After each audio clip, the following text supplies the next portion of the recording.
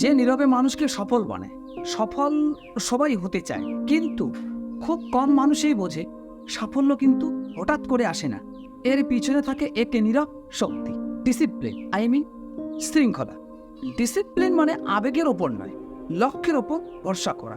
যেদিন মন চাইছে না, যেদিন কেউ দেখছে না, সেদিনেও নিজের কাজটা ঠিকঠাক করে যাওয়াটাই হচ্ছে শৃঙ্খলা। ডিসিপ্লিন মানে সময়কে সম্মান করা। সফল মানুষেরা সময়ের পিছনে ছোটে না, সময়কে দিয়ে কাজ করিয়ে নেয়। সকালবেলা ঠিক সময়ে ওঠা, রোজ ঠিক সময়ে পড়া বা কাজ করা, ডেডলাইনকে অজুহাত না বানিয়ে দায়িত্ব হিসাবে নেওয়া। ডিসিপ্লিন আপনার মস্তিষ্ককে গড়ে তোলে। ডিসিপ্লিন আপনাকে শেখায় আজকের আরামের না বলা আগামী দিনের জয়ের জন্য।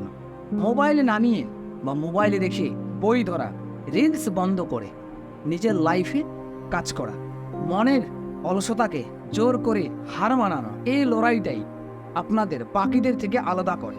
শৃঙ্খলা ছাড়া প্রতিভা শুধু সম্ভব না। অনেকেরই ট্যালেন্ট আছে কিন্তু কোনো নিয়ম নেই, ফলে প্রতিভা থাকলেও কোনো ফল নেই। মনে রাখবেন, ডিরেকশন ছাড়া ট্যালেন্ট আর ডিসিপ্লিন ছাড়া হার্ডওয়ার্ক দুটোই অসম্পূর্ণ।